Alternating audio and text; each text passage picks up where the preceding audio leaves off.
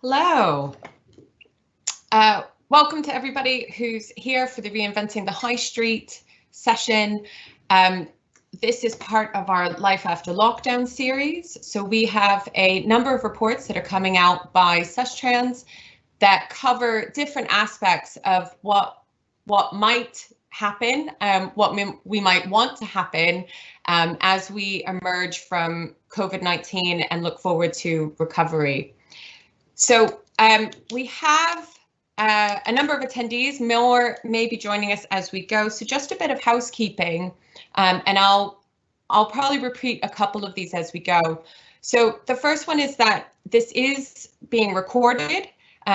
We will make this available afterwards. So it's likely that we'll be putting out a link to all attendees who registered on Eventbrite with a link to that afterwards. We're also going to send you a link to the Life After Lockdown report entitled Reinventing the High Street. So that's available already on our website. We published it on Tuesday, but just to give you another chance to read it, if you haven't already, you can check it out once we send you the link. And just about questions. So please do ask questions as you think of them, but you won't necessarily see them published immediately. Those are going to be changed. Those are going to be published as we go, and we're hoping to have time at the end in order to offer those out to the different speakers that we have. We also, our first speaker is going to have to leave a little early, so there is also a chance for us to potentially ask a couple questions at that point. So I think that's all of our housekeeping out of the way. Do also bear with us, as I'm sure you've experienced with a heck of a lot of webinars and meetings so far during the lockdown. Technology does not always work as smoothly as we'd like to.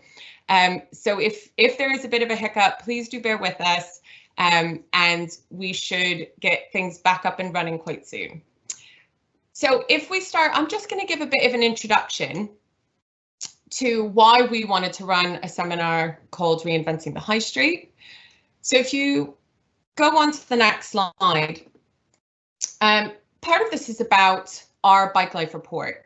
So Bike Life is the UK's most comprehensive assessment of cycling in urban areas. And the 2019 report involved information from 12 cities across the UK and 16,000 respondents, which are representative of the demographics of each of those city regions. There's a report that's published every 2 years, so it means that for the cities that were also included in 2015 and 2017, we now have a baseline of data that we can use in order to understand how people's behaviours and perceptions might be changing, not just around cycling, but also around transport more widely and about how they experience their city. So if you go on to the next slide, one of the big things that we found out is when we ask people about how they see themselves when it comes to cycling, I think often a lot of people think about that 9% who regularly cycle. Now, they make up part of a much larger 58% of people in Bike Life cities who either cycle already or would like to start. So the real number that I want you to focus on isn't just that 9%, it's all of that bit in blue. If you go on to the next slide, that's 49% of residents who are cycling less than once a week or want to start. And during lockdown, you've probably seen a lot of those people out on their bikes. It might be with their families. It might be trying out a cycle commute for the first time. It might be using it to visit their local high street. They might be a bit wobbly. And a lot of what we're doing at Sustrans at the moment is thinking about how do we support that 49% to continue to cycle, especially to reduce the risk of congestion as more people return to work, to shops, and to school. So the next slide. 75% of people that we asked in the Bike Life cities also thought, and this is well before lockdown hit and we started thinking a lot more about physical distancing, they thought that space needs to be increased for people socializing, cycling and walking at their local high street. So that need for space, that desire to have more space for people was already something that there was strong support for in those cities. And on the next slide, Just to tie in our bike life report, this isn't a bit of research that sits on its own. It's part of a much wider piece of research, some of which might be alluded to in some of the other presentations, that retailers often overestimate how many customers drive. That's been backed up in studies in Bristol, in Graz, in Toronto, in quite a few cities, that retailers often really overestimate that amount. A big part of that is that they're not necessarily thinking about how local people often are to a high street, how many of their customers are coming a very short distance. Research has also showed that people who take sustainable transport spend more across the month. And as at the moment we're seeing less public transport, we need to think about how that might affect how people are spending and are visiting their high streets. And access by walking, cycling and public transport matters more than driving when we're thinking about high street vitality. So the Institute for Place Management, of which Dr. Steve Millington, who's speaking later, they did a piece of research a couple of years ago looking at what factors influence high street vitality. Car parking is important. It featured as number 44, but 8 of the top 30 were actually around accessibility, footfall, foot traffic, pedestrianization, that sense of accessibility. So that's a bit of the wider research and a bit about the bike life report. So our next slide is about our recommendations. So the Life After Lockdown report that we've done talks about five things. Reprioritizing high streets as places for people. So this is something that we've seen strong support for from the Bike Life report, that people want that space available to them. Creating a welcoming and safe shopping environment with more space. So a lot of the things that we've seen in terms of how high streets are changing are in terms of that sense of experience, creating a sense of place, not just a thoroughfare where people are traveling through their high street. Take advantage of the increase of use of local high streets. So that's thinking a lot more about our town centres and district centres than maybe we have done in years gone by. Reimagining what our town and city centres might look like, and ensure equitable access. So thinking about actually when we want a town or city centre for all, what does for all look like? And how do we ensure that, whether that's in pop-up measures that are happening now, or whether those are long-term permanent improvements. So that ends the introduction from us. I'm now going to hand over to our first speaker. That's going to be Phil Prentice from Scotland's Town Partnerships, who's going to be giving a brief introduction to what their response has been in the Scotland's Towns Partnerships. Right, over to you, Phil. Thanks, Megan. As Chief Officer of Scotland's Towns Partnership, I suppose the easiest analogy for you guys would be that STP is to towns and high streets what Sustrans is to active travel. So primarily funded by Scottish Government to lead on our Town Centre Action Plan, to champion the Town Centre First on our place principles. So thanks for the invitation today to Reinventing the High Street. And given that Scotland's just moved into phase 2 about an hour ago, no doubt we'll see a lot more about our town centres and high streets over the coming weeks in the media. So I'm going to begin by saying a big hello to everybody from sunny Scotland. It's 25 degrees up here today. For those of you who haven't been before, once you get to Carlisle or Newcastle, just keep headed north for about an hour and you'll soon reach a beautiful and mythical country of ragged coastlines, islands, mountains, lochs, populated by a cheery red-headed Celtic tribe of about 5.5 million people who drink a lot of iron brew. Scotland accounts for a third of the UK's landmass, but only just over 8% of the population. We have 2 medium-sized European scale cities in Glasgow and Edinburgh, 2 small cities in Dundee and Aberdeen, 3 pretend ones in Stirling, Inverness and Perth, and the rest of it is towns. In effect, we are a nation of towns. 2/3 of our population, 2/3 of our businesses are located in towns. So politically, economically, socially, culturally, environmentally, towns are critical to our future success. We've developed internationally recognised big data tools, for example, USP.Scot. Every town in Scotland has been modelled within that, and that gives us a good chance to develop more evidential-based strategies around regeneration, prioritisation of investment, clustering, provoking change, etc. We've already got a plan. Our Town Centre Action Plan is based about repopulation, reducing the retail footprint, replacing that with housing products which meets the need of a fast changing demographic. You know, our parents' generation who have no other option than to go into a care home or cling on to a large family house until everything breaks. So we need to start building new housing products in the heart of our town centres that reflect the needs of older people, but also Generation X, Y, Z who want autonomy and independence, but they don't want a mortgage. We also are prioritising digital investment, and I think COVID has already blown that office myth apart, where we will see a lot of offices being repurposed into housing as people can work more flexibly using digital technology. Focus on enterprise and economy in the community, develop a less extractive economic model, promote more ownership of land, buildings and assets by municipalities, social entrepreneurs, communities. Thinking local, both in procurement, but also just more widely across society. You're supporting and you're developing sustainability by supporting your local services and local retailers. Public services, put them at the heart of your centre. Don't rebuild a medical centre 3 miles out of town on a greenfield. Put it right in the heart where public transport starts and ends, where those in low incomes can have inclusive access. And be proactive around planning in terms of supporting the delivery. And that's really the space where STP thrives. We are disruptive, agile, we inspire collaboration, and we agitate for change. In our sphere, we attempt to be the central and trusted connecting cog. We manage a very broad and complex range of stakeholders, from government and agencies, local government, pension funds, developers, institutional investors, the energy sector, transport, economy, digital, housing, culture, tourism, climate, community. We also manage the bids programme, and that's really where I want to speak to you today, because they have been very useful of late in terms of their hyperlocal structure. Their knowledge and passion has been particularly helpful over the last few months. So if you could go on to slide 1. Okay, so we moved into lockdown very quickly towards the end of March. We had to take a leadership role and basically said to our business improvement districts, stop. Set against the context of town centres and city centres fundamentally being shut down.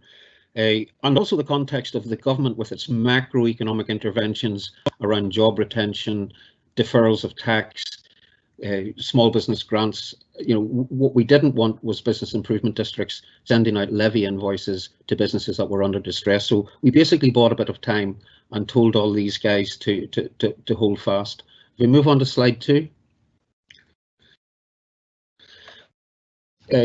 For those who aren't familiar with bids, a business improvement district is basically just a collection of businesses either within a geography or within a sector who have come together to collectively agree to co-invest in their own futures. Normally it's a percentage on top of their non-domestic rates, which is collected by local government and then redistributed to the bid company to deliver a business plan. So it is a very, very good way of pulling bid businesses in the community together.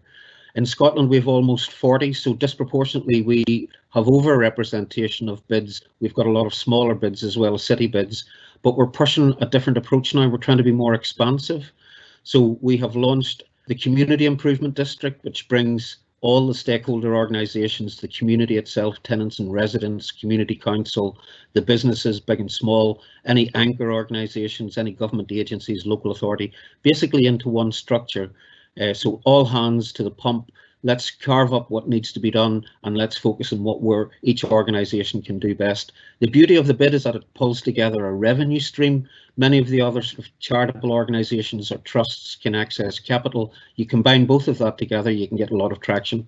This slide shows what has been happening over the last 2 months through the resilience stage. A lot of really positive reinvigoration of local partnerships, creation of virtual high streets, digital markets. Thinking about My Rewards, for example, we are rewarding people for walking, for cycling, for using public transport, and eventually they'll be able to redeem those rewards once our town centres open up again on the 29th of June. Obviously, in the chaos that ensued with the lockdown, a lot of signposting, navigation, counselling support was required. And to be fair, the bids have really stepped up to the plate and they've been that local champion at a time of need. So moving forward onto the last slide, which I think is the most important of the three, what are we doing next? If you look at the bottom diamond, the launch and national media campaign, come the 29th, we will be launching the National Towns Recovery Programme, and that will be backed by a Scotland Loves Local campaign. This will be done on our national television platform STV and will run till Christmas. We are also doing this in print. and across the entire country using our major media partners as well.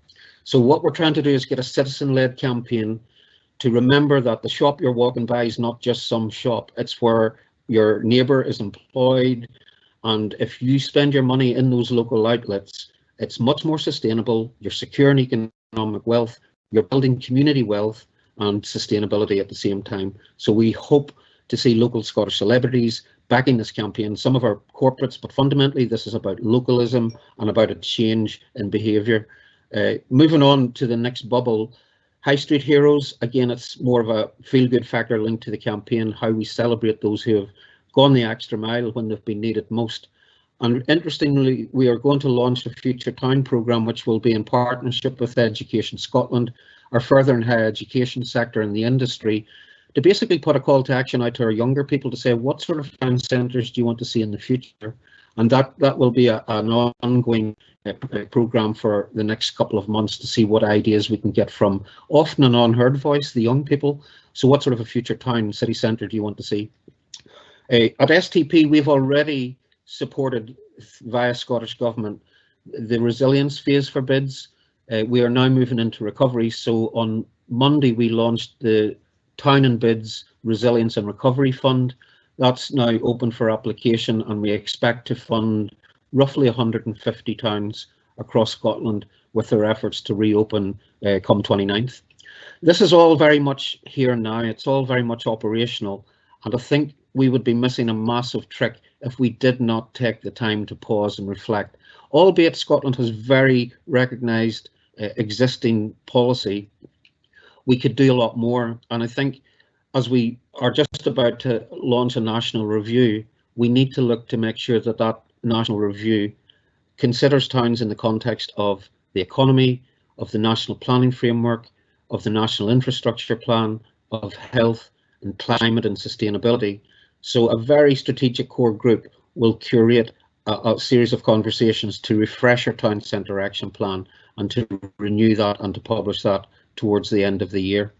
We're hopeful then that that could provoke, it's probably not going to be a national towns infrastructure fund as you see on the slide, but something along the lines of a national place infrastructure fund. And we will be promoting things like Safer Streets, the Climate Action Towns programme, this new housing concept of what we do for older people and for Generation X, Y, Z. Thinking about retrofit and refurb, we're going to have to fill in the donut effect. We need to remove the VAT disadvantage. We need to be encouraging people to live more sustainably.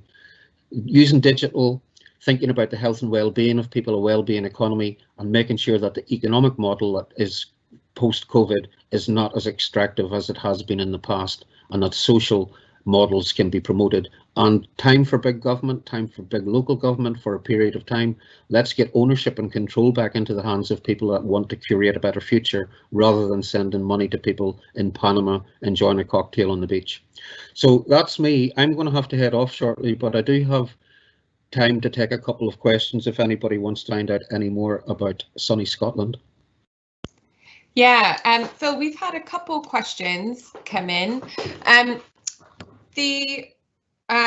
Just a point, I really like the term that you use of curating, and I think that's probably a theme that we'll see throughout the rest of the presentations, is this idea about being able to curate a place. So one of the two people have actually asked the questions about the reward system and how that might look, particularly around sustainable transport. Could you give a bit more detail about that? Yeah, this is one of our digital partners, company, a Scottish-based company in Perth called MyConnex, but they operate across the UK. What they have is a combination. They have a loyalty card, which can be used to gift to, I don't know, key workers, but also to family, friends. And the loyalty products are all sort of niche independent retailers or people within the Perth community, or whatever town adopts the loyalty card. It can be white label, so you can put your own logo onto it. You can brand it up as you please.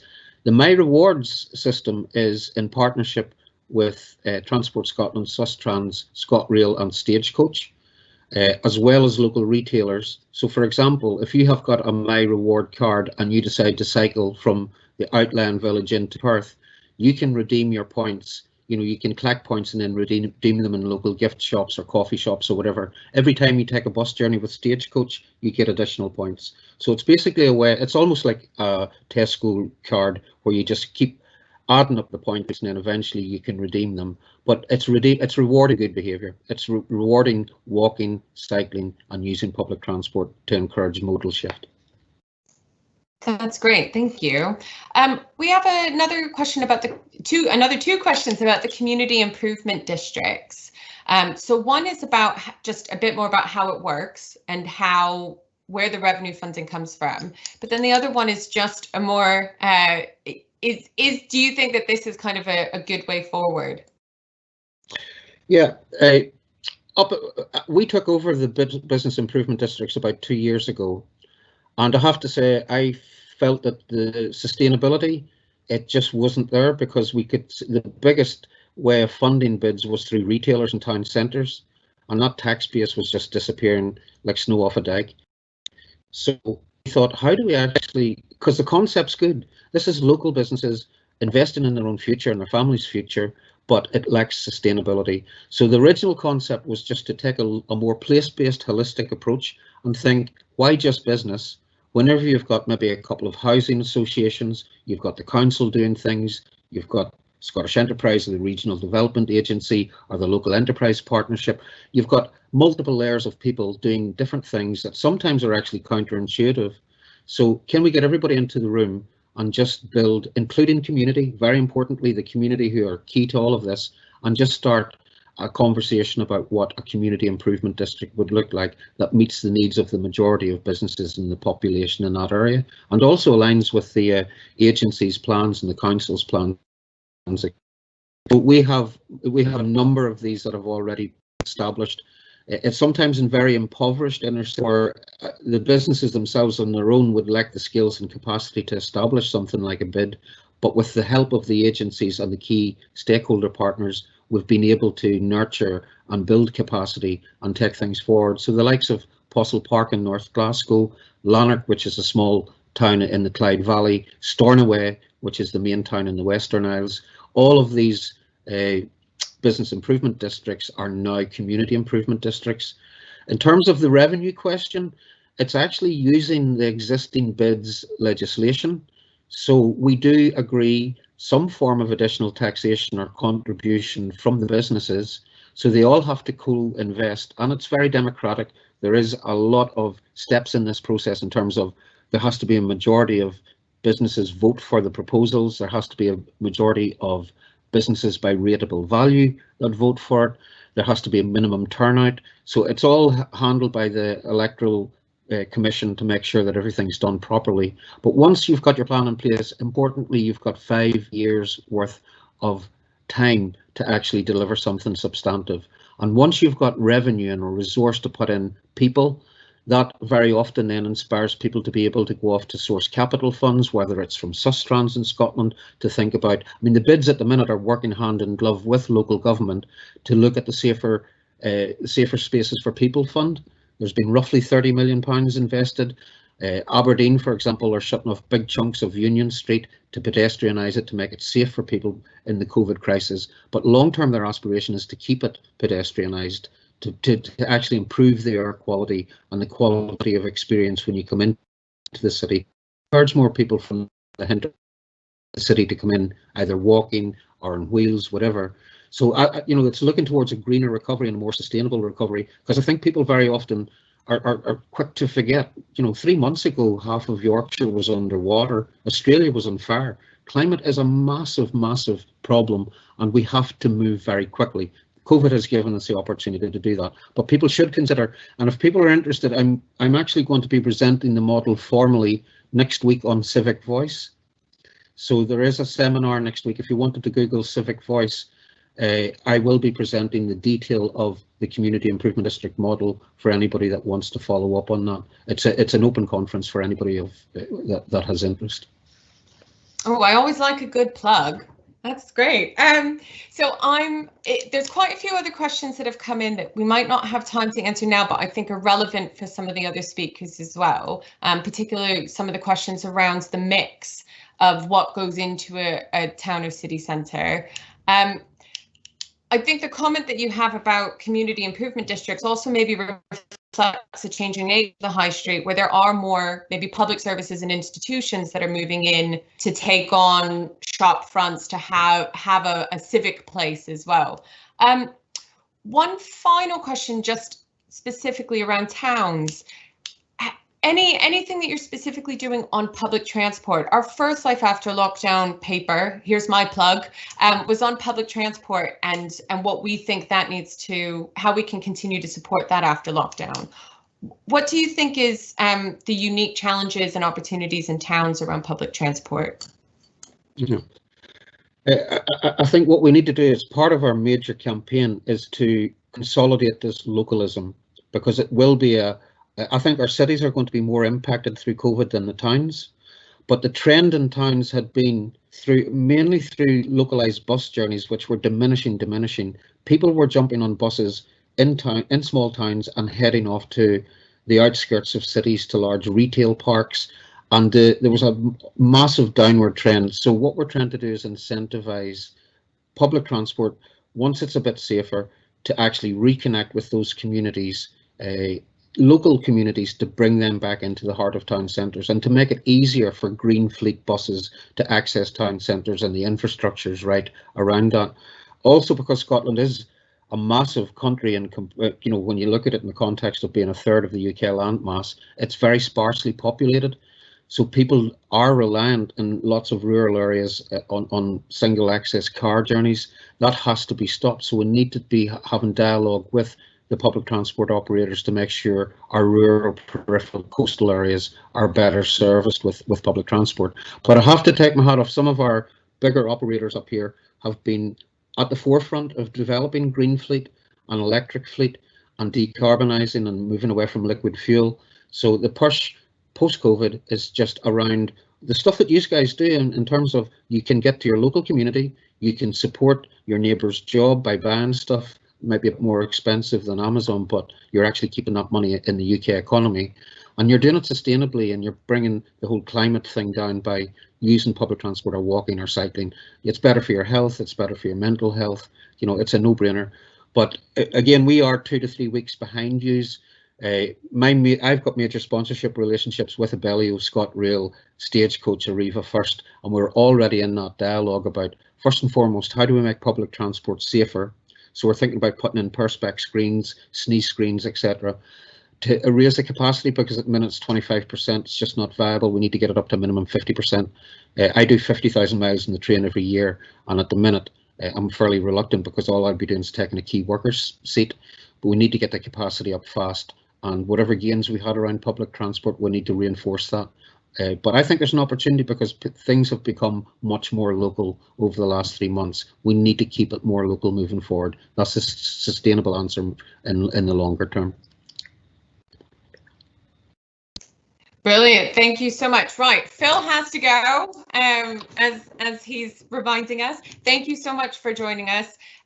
Right, and we are moving on swiftly. Thank you for all the comments and questions that you guys have been putting in so far. If you have more questions for Phil, hopefully you'll be able to join his the event that he's speaking at. There's someone's helpfully shared that in the Q&A, so there is a link there.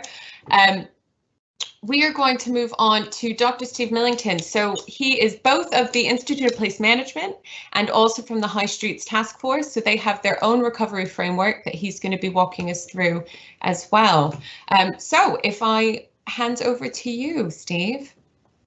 Hi everyone. Thanks for having me. I'm going to be kind of short and sweet, hopefully, today. So if we move on to the next slide. And yeah, I'm going to talk about a few things that Taskforce is doing, but I want to focus specifically on some of the temporary interventions which are being put into town centres at the moment. So if we move on to the next one. And this is kind of my thinking on this, is that, yeah, we're in the short term at the moment, and we need to create safe, welcoming town centres and high streets to give people assurance, give people the confidence to return, and to help restore vitality to our high streets. But I think, what's coming out of some of our experience of lockdown is people beginning to notice safer, cleaner. People have noticed air quality has improved. People are walking, cycling more, using their local centres. Altogether makes a pleasurable, more pleasurable environment. So in the medium term, could some of these temporary measures be retained? Could they last longer? Because they demonstrate a contribution to the livability of place. But let's take our eye off the ball here. Okay, we're dealing with a global pandemic at the moment, but there's also other crises for us to consider, namely climate change. And quite clearly, and it's great to hear Phil's initiatives there up in Scotland, measures which reduce our dependency on car transport, vehicle transport, improves walking and cycling and public transport, adds to the sustainability agenda, helps places mitigate their kind of carbon footprint, and ultimately can help in a contribution to mitigating climate change. So basically my thinking here is that, if we move to the next slide, kind of sums it up. Could the new normal be a better normal? I'm not entirely sure what the new normal is, but whatever it is, can places be better than what they were previously? Do we necessarily have to go back to what we had? So if we move on to the next one. So there's a few resources people can draw on. Firstly, the IPM, working with the High Streets Taskforce, put together a recovery framework, which is explained on the next slide. I won't go through the detail of this, but we're kind of moving out of crisis now, preparing for pre-recovery.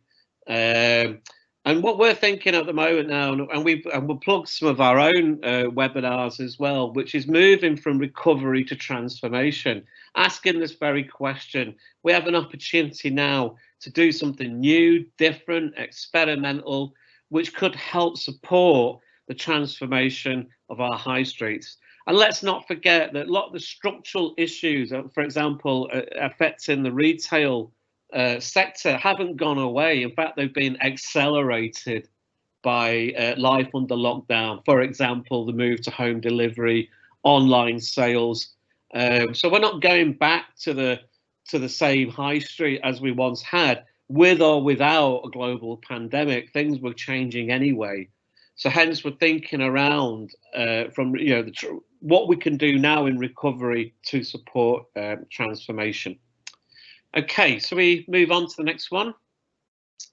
And this kind of leads me to this kind of led us to think about this. Oh yes, we need to do something now quickly to restore confidence in our centres, but at the same time, can we do something good? And if it works, can we keep on doing it?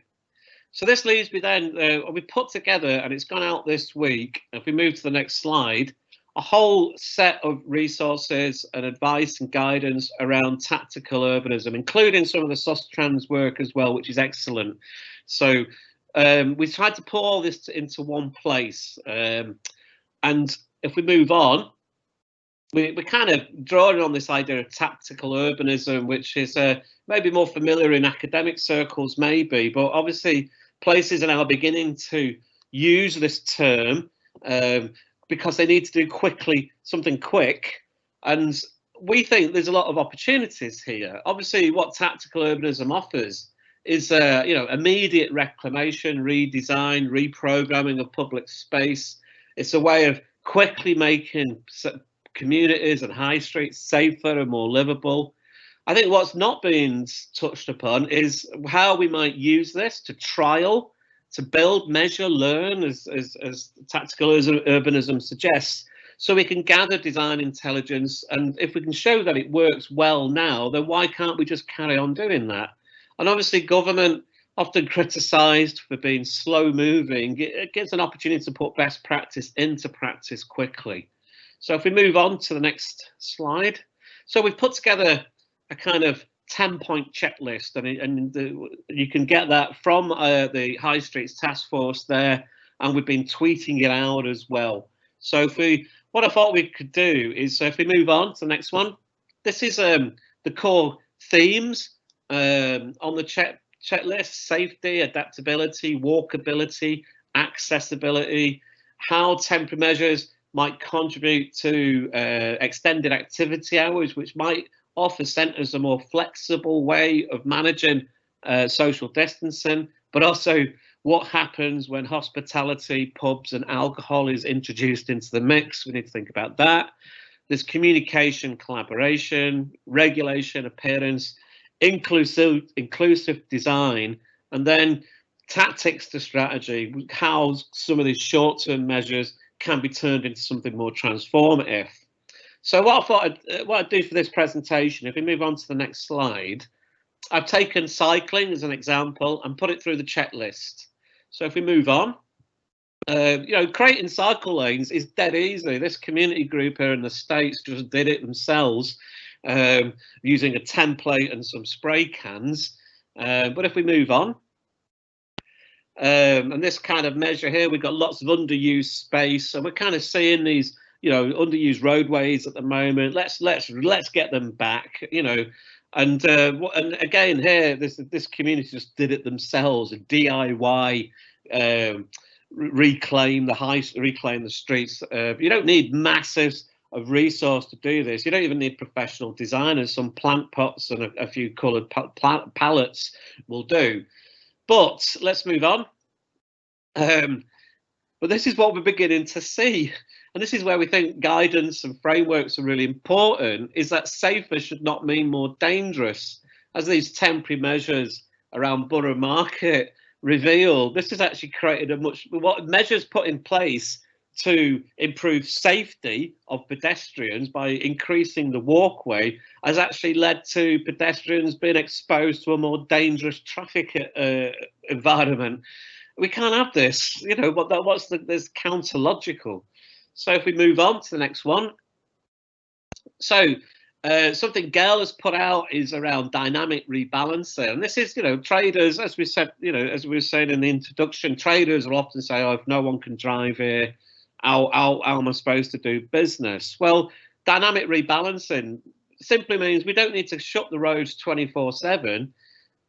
Can we shut them for certain periods, reopen them again? Can we do this more flexibly, more frequently, more often? And importantly, what happens if there's a second spike? Can we quickly do we take everything away and quickly put it back again? Do we have the capacity to do that? So adaptability is quite important. If we move on to the next one, walkability and cycling.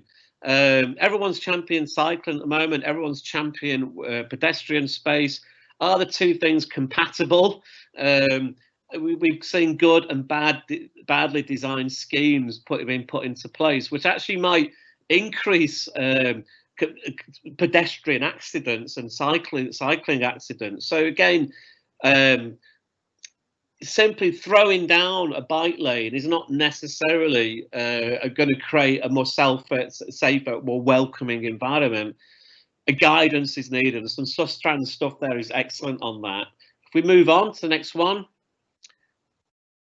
this is again about activity hours. A lot of the temporary measures we've seen put in place work well during the daytime, but what happens when the nights begin to draw in, and what happens when we see the gradual reopening of pubs, clubs, restaurants and the evening economy? Are they safe after dark? Do they work after dark? And also, as I said before, with alcohol introduced into the mix, how it creates a much more challenging place management scenario. How well equipped are places to deal with that? And again, on our 10-point checklist, we've offered some more guidance, web resources people can refer to for that. If we move on to the next one. This is around communication and collaboration. This was revealed as a bit of an issue. Lots of new cycle lanes created in Greater Manchester all kind of stopped when it got to the city centre. Created a bit of a public relations issue for the city, which is now being resolved.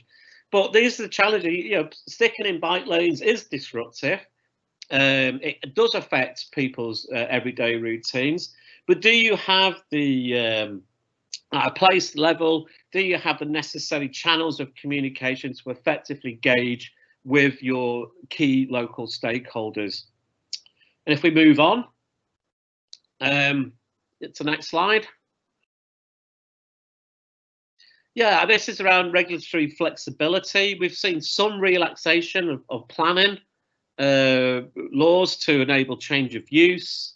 I think Westminster yesterday or the day before has made it easier for restaurants to use the pavement to create additional seating capacity. And in this example is one of my photographs from Salford. You can fit about 12 bicycles into this space, but we need greater flexible responses.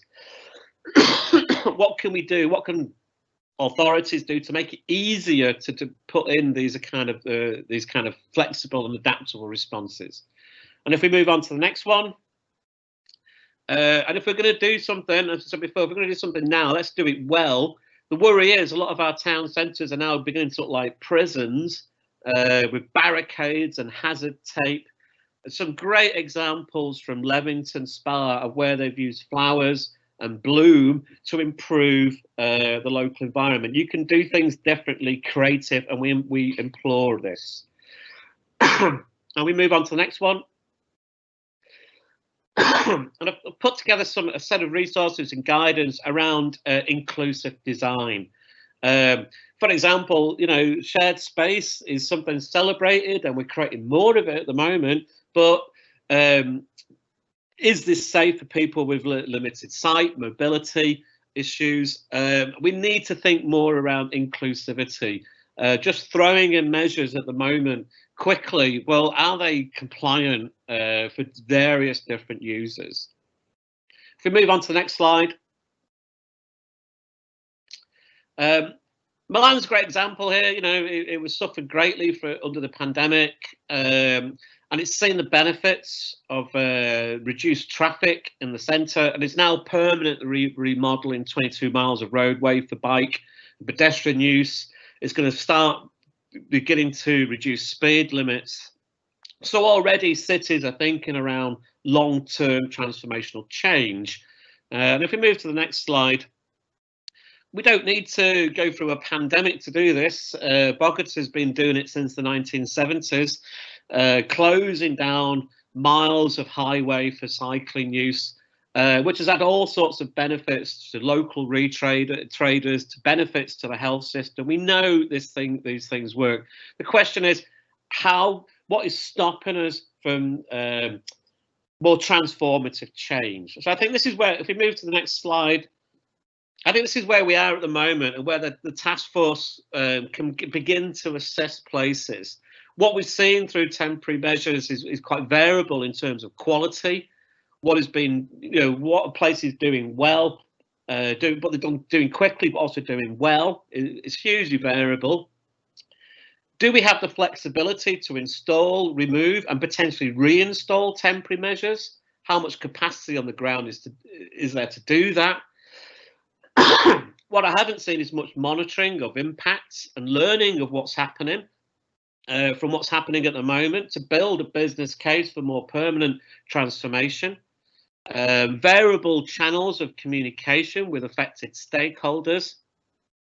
And what we know is really important in place management is building stakeholder groups, place networks to extend capacity to affect change beyond local government and business improvement districts. And ultimately then, how do we secure these long-term potential benefits? We've got an opportunity now to learn from this experience and not necessarily repeat the mistakes of the past. So if we move on to the next slide. So if you want to find out more about the High Streets Task Force, our post-COVID recovery framework, and the various resources we've put together, please register your interest on the website. We only launched last week, and we're getting stuff out now. So that's all I've got to say. Thank you. Great, thank you very much, Steve. Right, so some really interesting stuff there about trials. I know that I've certainly seen some examples even before lockdown of there was one example in Southampton where they tried pedestrianisation in one space.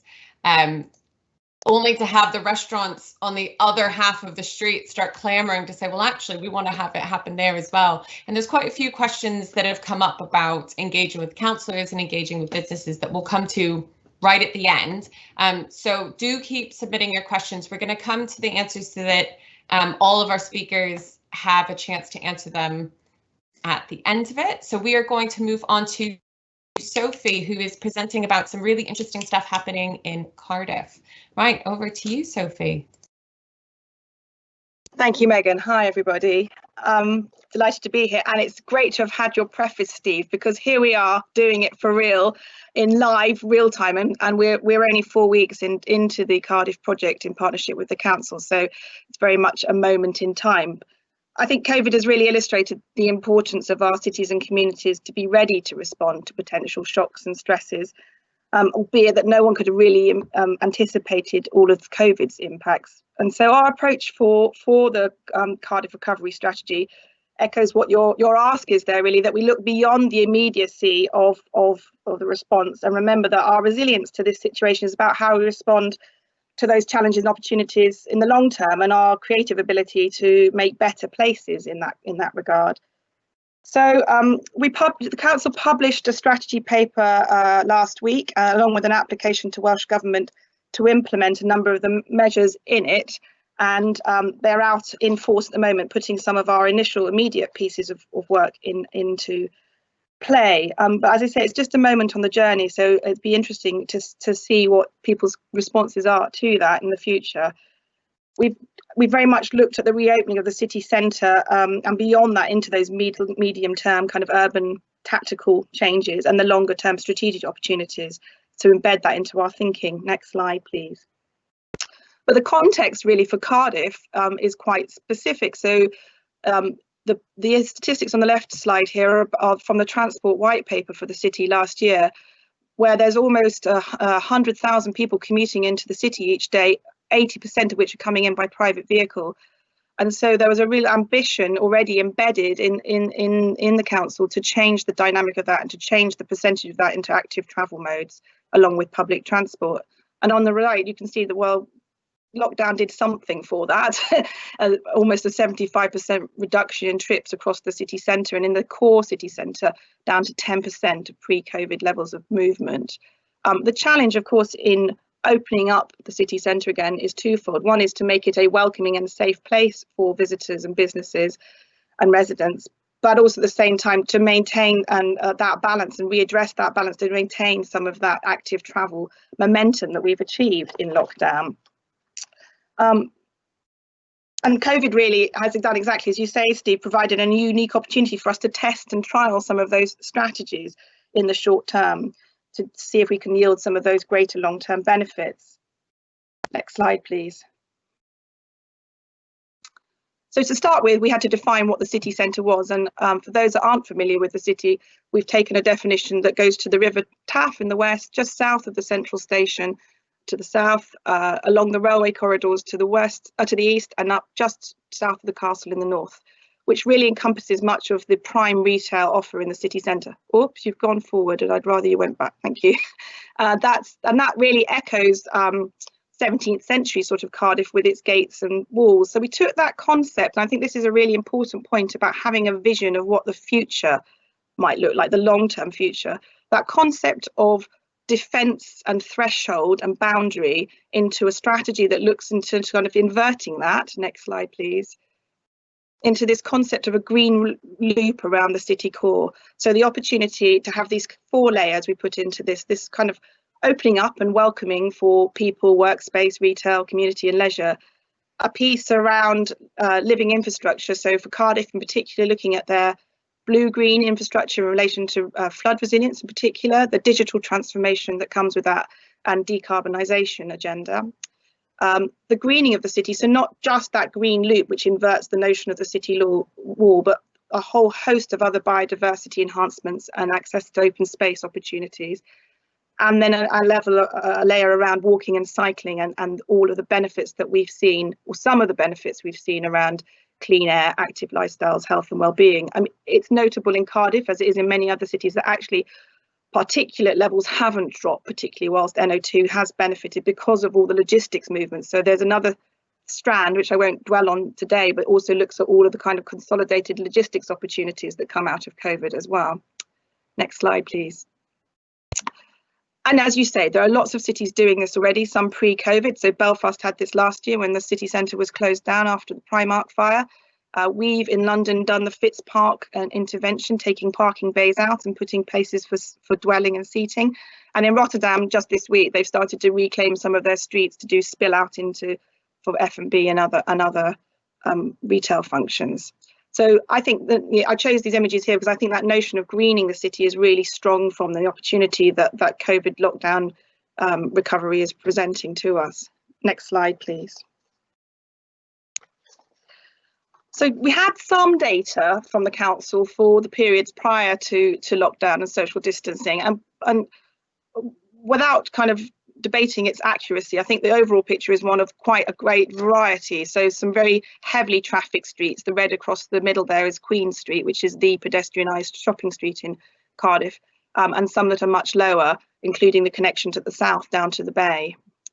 So rather than having a sort of single capacity number for the city centre, we went through a kind of typological approach to different street types and different opportunities that could come forward.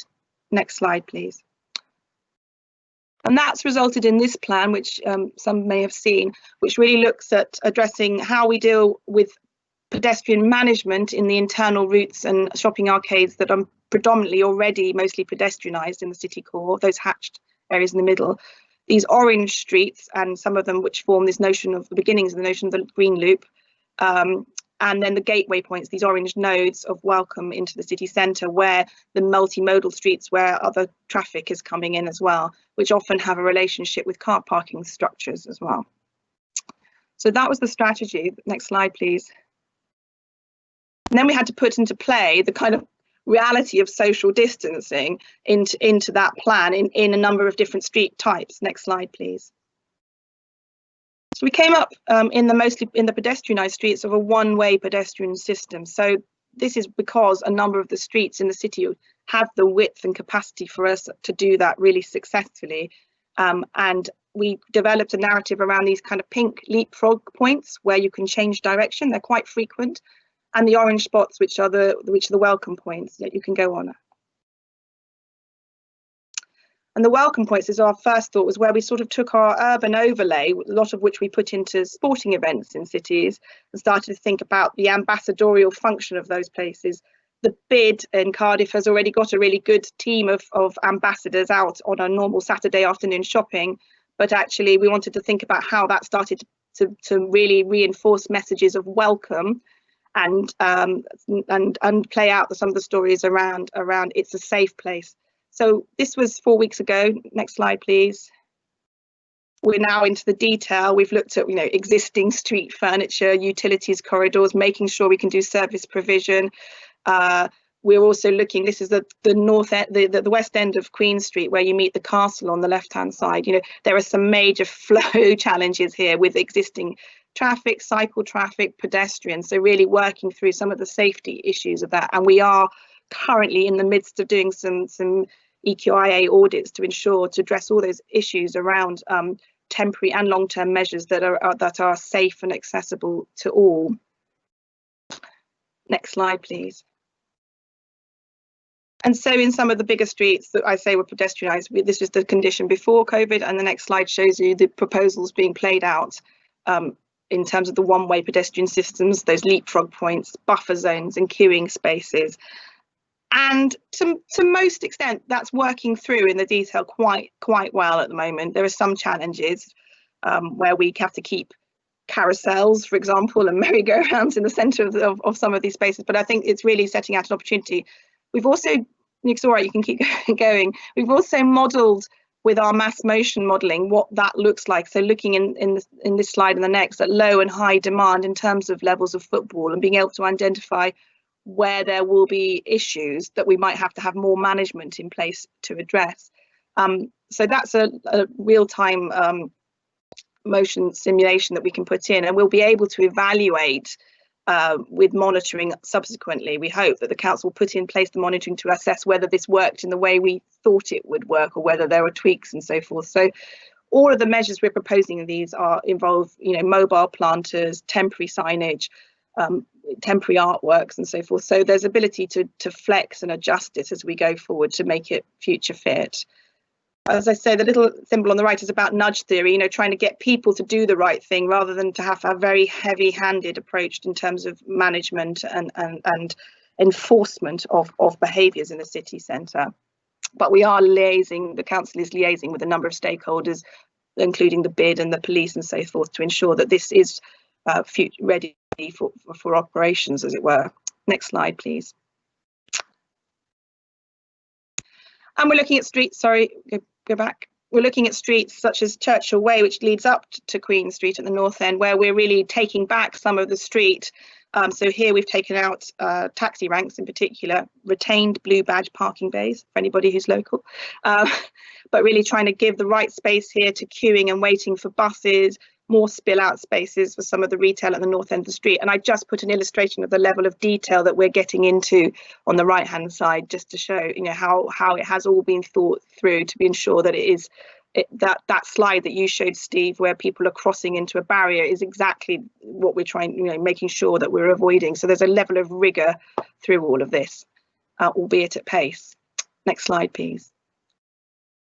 So as soon as we looked at the city centre and we realised that with social distancing, it doesn't have the capacity to meet the likely demand, we started to think about this notion of spill out spaces and what the other peripheral spaces around the core city centre could start to offer. So there are spaces, for example, to take F&B out of the city centre and put them into some open or covered food markets, some park and stride locations, so some parking opportunities at grade where you could then walk or cycle in, to complement some of the reduced capacity in the existing city centre parkings.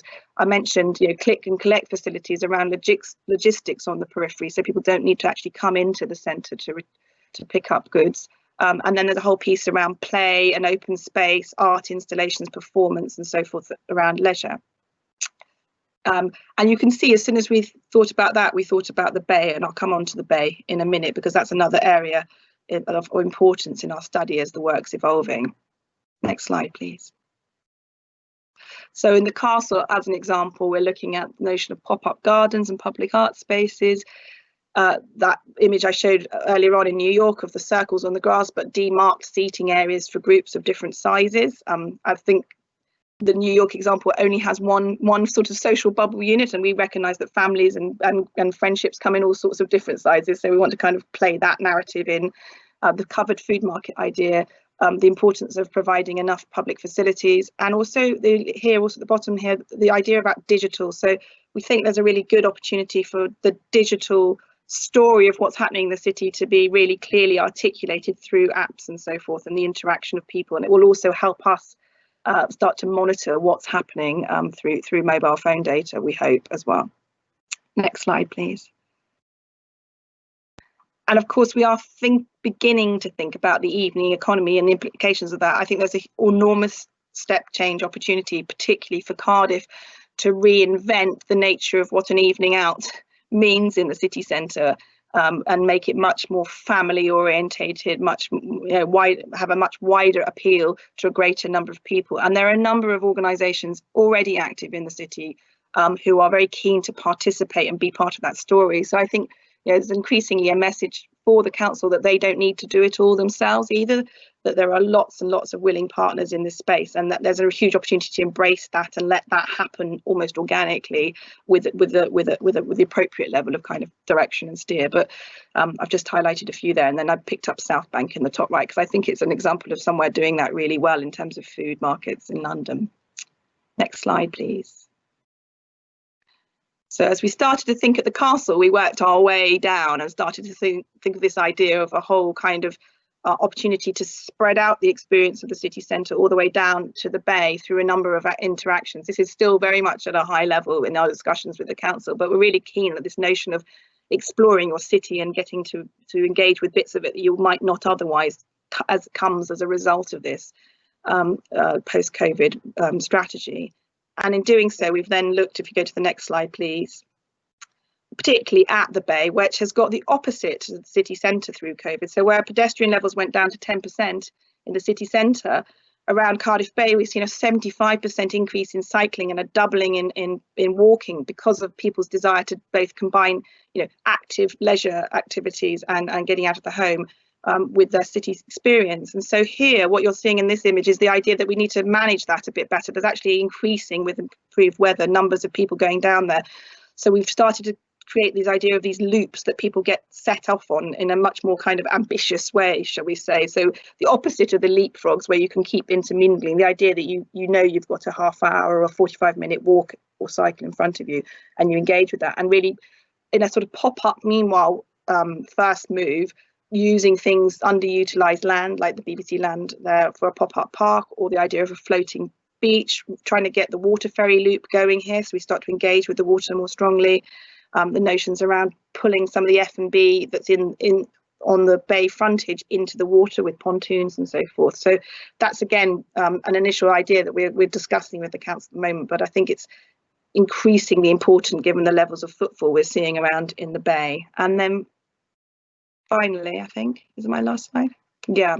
So this is the other point, is this piece around inclusion and whose vision we're articulating for the city, and of course, councils will, I think, increasingly encouraged to strengthen and broaden their engagements across the city. I'm particularly interested in engagement with young people, as we see the changing nature of high streets focus much more on experience than consumption, because I think they have a lot to offer in that space. And I've got some images here from some work we did in Tottenham after the riots, actually, with groups of young people who had been involved in the riots, and were working with a number of organisations to get it back into employment, but also really sort of selling their vision and opportunities for their local place, and I think that's really, really critical. So and also some other estate renewal work that we've been doing elsewhere. But I think that narrative around COVID, on the one hand, it's really highlighted some of the inequalities in our cities, but it also presents an enormous opportunity for us to address that in creating much more inclusive and equitable and beautiful places. Thank you.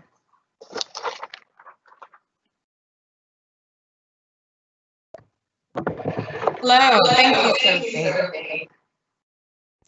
Right, so we are going to be moving on to Giles in a second, but some really great points, Sophie, that you touched upon, and we've certainly seen come throughout the comments about how you think about how this works for different people, that sense of inclusivity, considering that wider area, and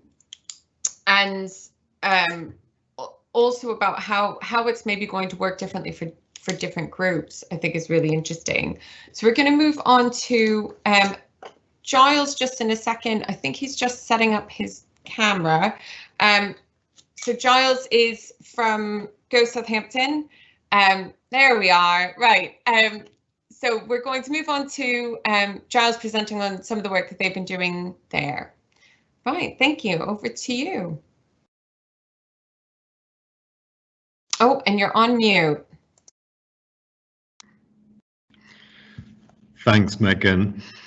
That was really impressive. Slightly makes me want to give up and do something else. I feel we're somewhat further behind in the developmental cycle on some of this stuff, but I'll tell you what's happening in Southampton anyway. Next slide, thanks. Yes, so I'm Giles Semper. I'm the Executive Director of the Go Southampton Business Improvement District. If time allowed and if Phil was still on the call, I'd love to have a debate about the merits of business improvement districts versus community improvement districts, because I have quite strong feelings about that. I think we have vast talent and experience in our board and in our business community. And generally, I think when the businesses are given a chance to actually influence their environment creatively, they can be very impressive. After all, most businesses are staffed by people who live in the community and know it very well and can respond to it. Next slide, please. So the impact of COVID in Southampton has been far-reaching, as with every other city. We have 650 member businesses. 95% of those were closed during lockdown. 20 to 30% of them reopened this week. What we're seeing here is national retailers effectively using individual stores as kind of labs to see whether it's possible to do social distancing and still turn a profit. This is a real problem. Also, there's a real shortage of staff, obviously because of the confusion around schools. But in a place like Southampton, also the absence of the student population. So Primark in Southampton has 70% of its staff are students, and not many of those are around at the moment. We're really still exercised about when leisure and hospitality will reopen. That's probably the key focus of our thinking at the moment. In terms of transport, we saw a dramatic reduction in car usage and in bus usage. We saw a huge increase in cycle usage, really releasing the pent-up demand that was illustrated in the Sustrans Bike Life report, I think. And the good news is that we're hearing that most of that is, a lot of it is still there, even while vehicle usage is coming back. Next slide, please. So I just wanted to give a bit of perspective on where I thought the high street was before any of this even started. Because as everybody knows, shops have been closing for a long time. High streets have been looking more and more miserable, unloved, in search of a future. I think there is a future for high streets, and it's all about all the stuff that you can't really buy online. So, as is often said, it's become a bit of a cliche. Retail is definitely giving way to leisure and amenity, particularly where there's in any way an affluent catchment area that can afford to dine out on a regular basis. So it's been suggested to me that in the future town centres will be rated on experience per square foot rather than sales per square foot, which is the traditional retail model. And in order to do experience, you need to do placemaking in the first place, and we've seen a great example of that in Cardiff. I think that's looking like an extraordinary placemaking project, and then you have to activate it with all sorts of good stuff, which I'd love to talk to you about, but but don't have time really today. But a retail futurist that I heard speaking recently, and wouldn't you love to have that job title on your business card? Identified these three trends: sophisticated casual dining, which is, as he put it, in fact, it's when you don't have a coffee, you have the coffee, and to use that word that Megan and Phil both used, it's curated. It's a curated coffee. But it doesn't mean you eat it or drink it in smart circumstances. It just means it's very high quality, delivered in an informal way. The next one is competitive socializing, and on the right you can see a picture of what used to be called yuppies, I think, throwing axes in the city. This is the big thing. That's competitive socializing. And the third one is about brand activation, when maybe a retailer isn't trying to sell you something, it's literally just exhibiting what it sells and talking about its brand values. And this is happening a lot in some of the UK's biggest cities at the moment. And of course, all the things I just talked about can take place outside as well as inside. Next slide, thanks. I thought I'd also put up a slide I saw a couple of years ago based on quite old data, but I found it an interesting one, showing that and this is about large shopping centres, so it's not the whole retail environment, but 25% of what they call shopping missions to their centres are now on what's called the big day out. and the average spend for a big day out kind of dwarfs all the other categories here. And what it's suggesting is that you need lots of different components to really fulfill the need or the desire that on the part of the customer. And so shopping centres are trying to do that, and I think town city centres are as well. Next slide, thanks. So I just wanted then to talk a little bit about Southampton, the opportunities and the threats. So Southampton is a poor city, relatively poor city in a rich catchment area in a wealthy kind of part of the country, really. So we're often lumped in with the south, but in fact things are quite tough for a lot of people in Southampton. It's dominated by cars, also by the pollution from the port, particularly now because the cruise ships are all kind of anchored offshore, but they have to keep their engines running. So that's not great.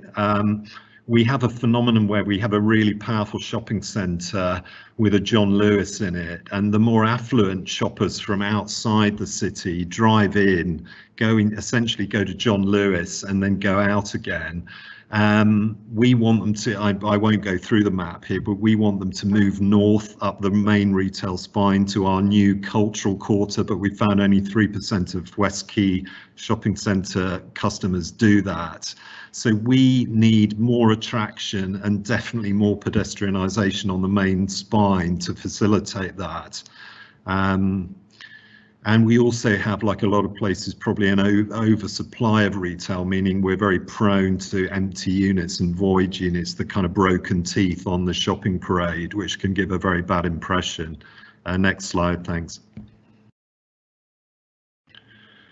So what is the council doing to facilitate walking and cycling? Well, a lot is the truth at this point, because as well as the green transport funding from government, the city also won Transforming Cities funding of 57 million. So in this recovery period, it's been able to fast track some of that work that they were doing for sustainable transport corridors into the city centre, particularly bike lanes. And so the temporary bike lanes that you saw from other presenters are being installed on some of these routes. And to be honest, and I think Megan would agree, this is kind of revolutionary for a place like Southampton that's so dependent on the car, and it's very, very welcome.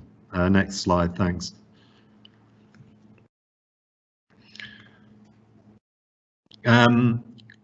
We love the experimental transport regulation order. This is essentially something that can bypass the consultation period that is normally needed to put in a temporary intervention and allow the consultation to take place after the scheme is put in.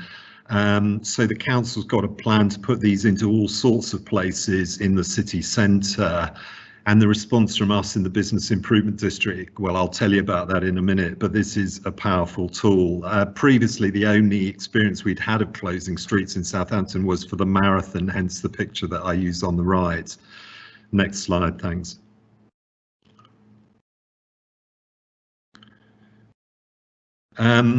And the council are kind of hesitantly stepping towards this outdoor dining, al fresco kind of thing. This goes very much, as I said before, against the grain.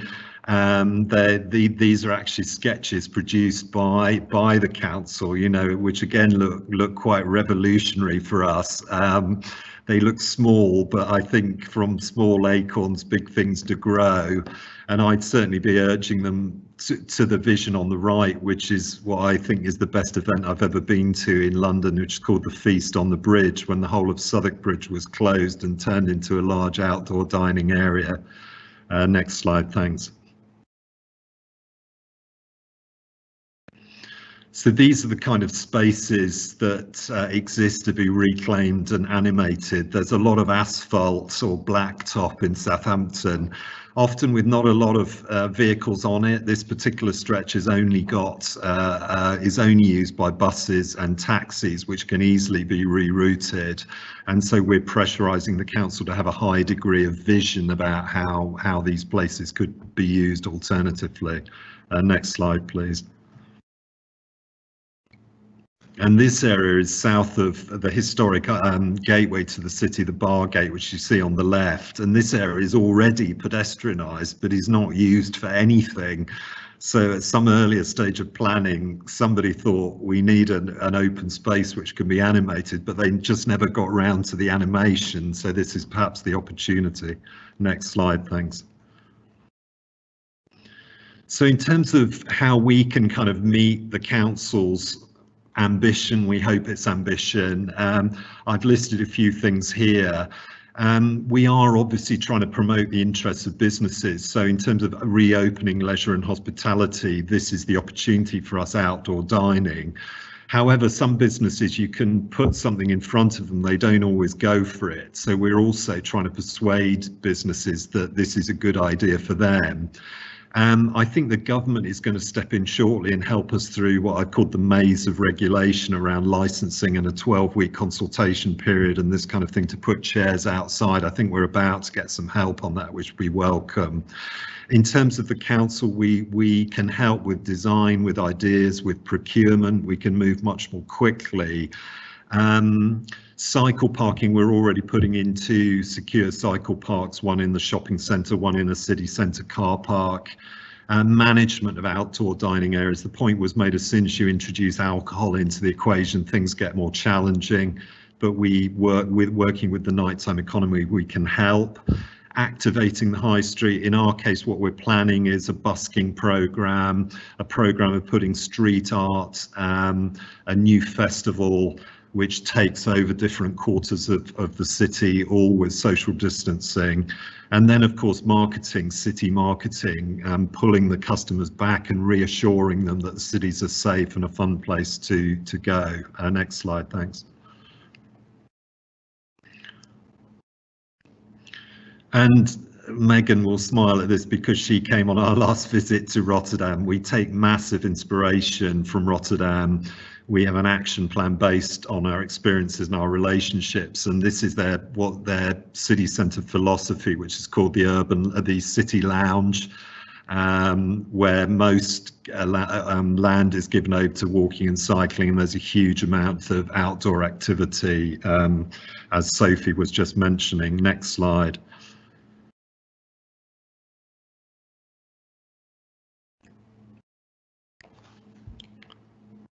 Just waiting for that to come.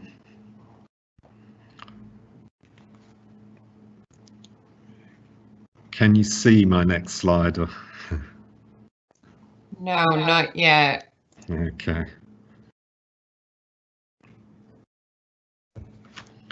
Oh, it might be that the computer the presentation on is frozen. Apologies for that. All right, well, I can speak to it because I remember what's on it. Rotterdam, look it up, has the most fantastic brand, which is called Rotterdam Make It Happen.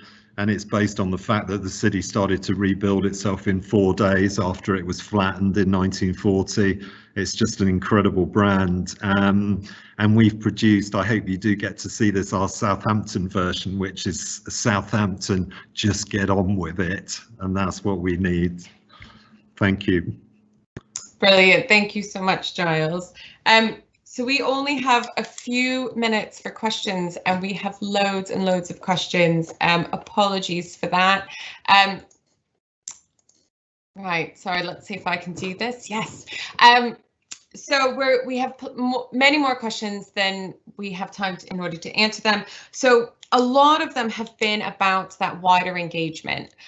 So I think that's where we'll probably focus the time that we do have. We are going to be taking the questions away. We're going to see what more we can do with them, whether it's publishing something else on our website or some other work. It's certainly given us a really good feedback about where other places are at. So a lot of questions about if you want to do quick trials, how do you continue to have good engagement? And if we separate those two out, so one is a lot about councillors and businesses who may think that walking and cycling isn't key to economic recovery. So if we start with that one, Sophie, maybe if we could start with you. just thoughts on how you guys have done engagement in Cardiff on speaking to councils and businesses about the economic reasons for doing this. Yeah, it's interesting. In fact, we've done another piece of work for Surrey Council at the moment, looking at the economic impacts of COVID, and we've modelled a number of scenarios and the impacts on different sectors.